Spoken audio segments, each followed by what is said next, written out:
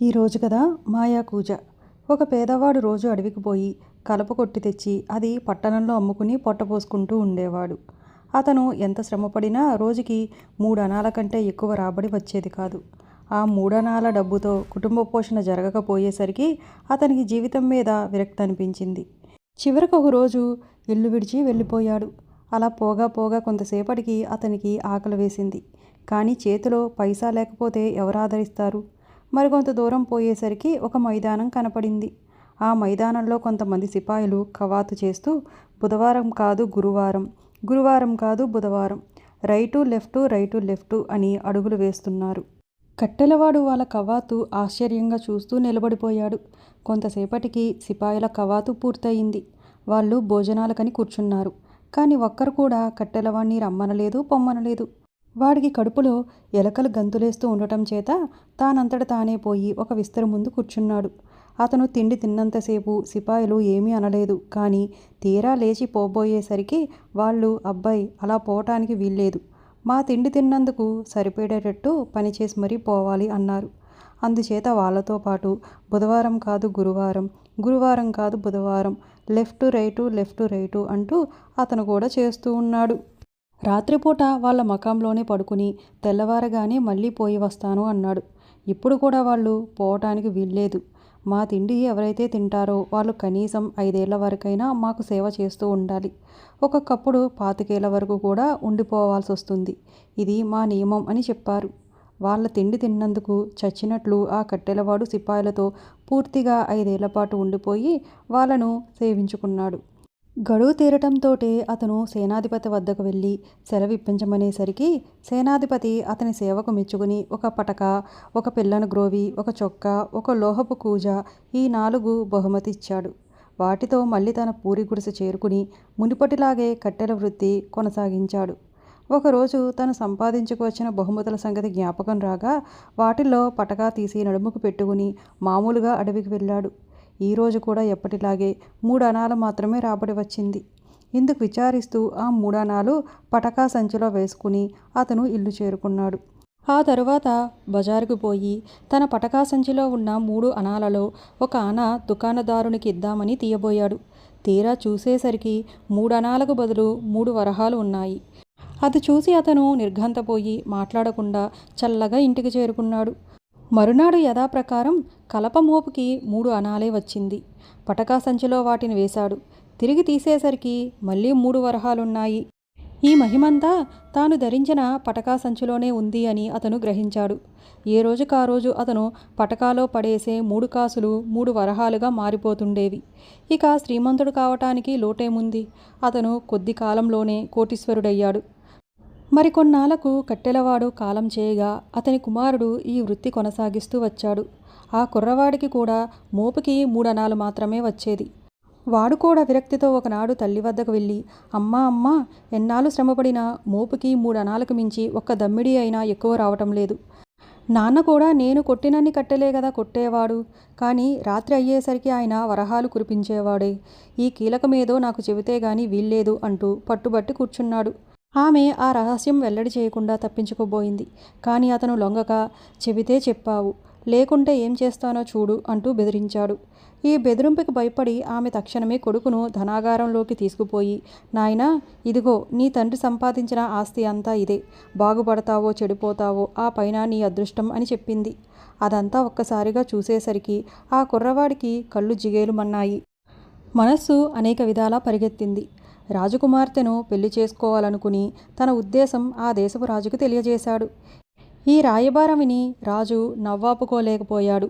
సరే, రాజకుమారిని ఇస్తాము, ఒక 100 బస్తాల నిండా వరహాలు జాగ్రత్త పెట్టు అని వేళాకోళంగా జవాబు పంపించాడు. రాజు పంపిన వార్తకు ఆ కుర్రవాడు, ఓస్ ఇంతేనా మహారాజు గారి కోరిక, ఇంకా ఏమేమో అనుకున్నాను అని తలచి గదిలోని ధనమంతా బస్తాల్లోకి ఎక్కించాడు.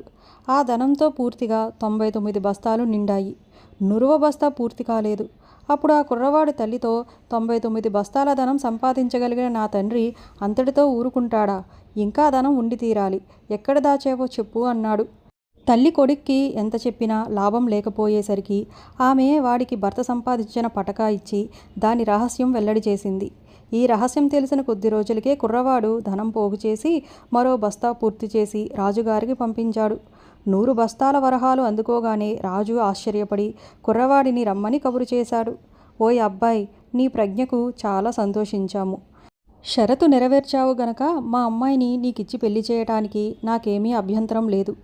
కానీ ఇంత త్వరగా మేము కోరిన ధనమంతా ఎలా సమకూర్చగలిగావో మేము తెలుసుకోవాలి. మా కోరిక తీర్చావంటే పెళ్లి సన్నాహాలు చేయిస్తాము అని రాజు అతన్ని లాలనగా అడిగాడు. రాజు పలికిన పలుకులన్నీ యథార్థమే అనుకుని ఆ కుర్రవాడు పటకా గురించి చెప్పాడు. ఈ రహస్యం తెలియగానే రాజు, ఓరి దౌర్భాగ్యుడా, ఇదంతా నీ ప్రజ్ఞేమో అనుకున్నాను. ఇంతా చేసి ఈ పటాకా సహాయంతోనా ఇంత గమ్మత్తు చేశావు? ఇటువంటి పటాకా ప్రభువుల దగ్గర ఉండాలి కానీ నీ వద్ద ఉండవచ్చునా అంటూ గర్జించాడు. అంతలో భటులు వచ్చి అతన్ని చితకబాది పటాకా ఊడదీసి లాక్కున్నారు. ఇక ఇప్పుడు చేసేదేముంది దేవుడా అంటూ ఇంటికి వెళ్ళాడు. తనకు కలిగిన పరాభవాన్ని తల్లితో చెప్పుకుని ఏడ్చాడు. కొడుకు గోల భరించలేక ఆమె భర్త దాచి ఉంచిన వస్తువులలో పిల్లనగ్రోవి పట్టుకువచ్చి, నాయనా, ఈ పగిలిపోయిన పిల్లనగ్రోవి మాత్రమే మనకి మిగిలి ఉన్న ఆస్తి. ఇది తీసుకుపో. బాగుపడినా చెడిపోయినా నీ అదృష్టం అని చెప్పింది. దీని మహిమ ఏమిటో చూద్దామని అతను నోటిలో పెట్టుకుని ఒక్కసారి ఊదేసరికి ఒక సిపాయి వచ్చి ఎదుట నిలబడ్డాడు. మళ్ళీ ఊదినప్పుడల్లా ఒక్కొక్క సిపాయి ప్రత్యక్షమవుతూ ఉండేసరికి ఈ మహిమ చూసి అతను సంతోషించాడు. ఇలా కుర్రవాడు అనేక మంది సిపాయిలను సృష్టించేసరికి రాజ్యమంతా సైన్యంతో నిండిపోయింది. ఈ వార్త రాజుకు తెలిసి కట్టెలవాణ్ణి కొడుకుకి కబురు పెట్టాడు. అబ్బాయి, నువ్వింత గొప్పవాడివని మాకు తెలియకపోయింది. ఈసారి మా అమ్మాయిని నీకు తప్పకుండా ఇచ్చి పెళ్లి చేస్తాము. అయితే నీకు ఈ సేన ఎలా సమకూరిందో ఆ కీలకం మాకు చెప్పాలి అని పొగిడేసరికి ఆ కుర్రవాడు ఉబ్బుపోయి పిల్లనగ్రోవి గురించి రహస్యం వెల్లడిచ్చాడు. ఈ రహస్యం తెలియగానే రాజు మునుపటికి మళ్ళీ కుర్రవాణ్ణి గద్దించి వానిని మెత్తగా తన్నించి పిల్లనగ్రోవి కూడా లాక్కున్నాడు. మళ్ళీ కుర్రవాడు ఏడుస్తూ తల్లి వద్దకు వచ్చి ఏడుస్తూ కూర్చోగా ఆమె జాలి తలచి భర్త విడిచిపోయిన బహుమతి వస్తువులలో 3వది అయిన చింకి చొక్కా ఇచ్చి, ఇదే ఉన్నది నాయనా, నీ అదృష్టం ఎలా ఉంటుందో చూసుకో అంది. ఈ చింకి చొక్కా చిత్రమేమిటో చూద్దామని ఆ కుర్రవాడు తొడుక్కునేసరికి తన మనసులోని కోరిక ప్రకారం రాజుగారి కోటలో ఉన్నాడు. కోటలోకి వెళ్ళి చొక్కా తీసేసేసరికి ఇంట్లో ఉన్నాడు. మళ్ళీ చొక్కా వేసుకున్నాడు. తక్షణమే కోటలో ప్రత్యక్షమయ్యాడు. ఈ రహస్యం తెలిసిన తర్వాత ఇంకా ఆలస్యం చేయకూడదు అని చరచర రాజకుమారి అంతఃపురంలోకి పోయి ఆమెను పలకరించబోయాడు. ఇలా రోజు అతను ఆమె వద్దకు వస్తూ పోతూ ఉండేసరికి రాజకుమారి భయపడి ఒకనాడు ఈ సంగతి తండ్రితో చెప్పింది. అప్పుడు రాజు ఈ మహిమగల చొక్కాను కాజేయటానికి ఒక సేవకుణ్ణి నియమించాడు. ఆ సేవకుడు కన్నం గల ఒక పెట్టెను రాజకుమారి గదిలో పెట్టించి అందులో తాను దూరి కూర్చున్నాడు. ఈసారి ఆ కుర్రవాడు వచ్చి చొక్కా విప్పి అక్కడ పెట్టగానే యుక్తిగా వాడు ఆ చొక్కాను కాజేశాడు. ఇంతలో రాజకుమారి గోల చేసేసరికి కోటలోని పరివారము అతన్ని చుట్టుముట్టి ముడిపటి కంటే గట్టిగా తన్ని వదిలిపెట్టారు. అతను చచ్చి చెడి తప్పించుకుని సిగ్గుతో తల్లి వద్దకు వచ్చి బుద్ధి వచ్చింది, క్షమించమంటూ ప్రాధేయపడ్డాడు. కుమారుని అవస్థ చూసి ఆమెకు కడుపు కరిగిపోయింది. తన భర్త సంపాదించిన బహుమతులలో చివరికి మిగిలిన కూజ కొడుకు చేతిలో పెట్టి, నాయనా, మన ఆస్తిలో ఇదే చివరిది. నీ గీత ఎలా ఉంటుందో చూసుకో అంది. ఆ కూజ పట్టుకుని అతను రివ్వున పొలాల్లోకి పారిపోయాడు. అలా పోయి తన కూజ పక్కన పెట్టుకుని ఒక పర్వతం దిగున కూర్చున్నాడు.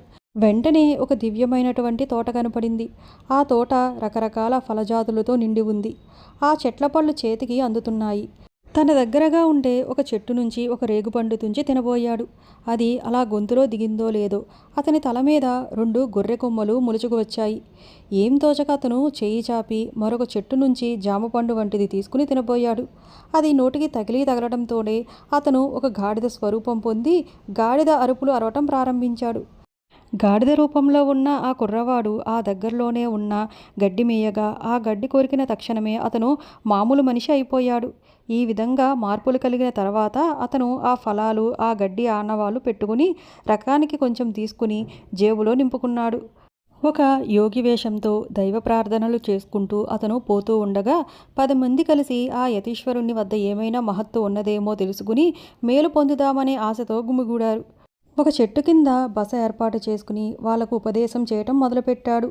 ఆ శిష్యులలో తనను హింసించిన రాజభటులు కూడా ఉన్నారు. వాళ్లకు తనపైన నమ్మకం కుదిరినట్లు కనిపెట్టి ఒక్కొక్కళ్లకు ఒక్కొక్క రేగుపండిచ్చి తినమన్నాడు.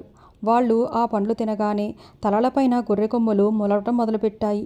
ఆ శిష్యులు 10 మంది యతీశ్వరుణ్ణి కాళ్ళపై పడి, మహాత్మా, ఏ పాపం ఎరుగని మాకు ఇటువంటి కఠిన శిక్ష విధించారేమిటి? దయవుంచి ఈ కొమ్ములు పోగొట్టండి అంటూ బ్రతిమిలాడారు.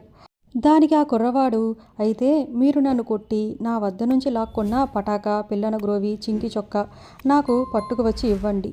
రాజు వాగ్దానం ప్రకారం రాజకుమారికి నాకు పెళ్లి ఏర్పాటు చేయండి అన్నాడు. అప్పుడు వారు, ఓహో, ఈ యతీశ్వరుడు ఫలానా కదా అని గుర్తించారు. గత్యంతరం లేక ఆ భటులు వెంటనే కోటకు పోయి రాజుతో దెబ్బలాడి కట్టెలవాని కొడుకు వద్ద అన్యాయంగా లాక్కున్న ఆ 3 వస్తువులు తిరిగి పట్టుకువచ్చి అతనికి ఇచ్చేశారు. అప్పుడు అతను వాళ్ళ చేత గడ్డి తినిపించి కొమ్ములు పోగొట్టేసరికి వాళ్ళు బ్రతుకు జీవుడా అనుకుని ఎంతో సంతోషించారు. అతని మహత్తు తెలుసుకున్న ఆ పరిచారకులు రాజును గద్దె మీద నుంచి తొలగించి కట్టెలవాని కొడుకుకే పట్టం కట్టారు. రాజకుమారిని అతనికిచ్చి పెళ్లి చేశారు. అంతగా తనను పరాభవించిన రాజుకి మాయాజాము పండు ఇచ్చి తినమనేసరికి పాపం రాజు గాడిదగా మారిపోయి బ్రతికున్నంతకాలం అలాగే ఉండిపోయాడు. ఈ విధంగా రాజు తను చేసిన పాపాలకు ఫలితం అనుభవించాడు.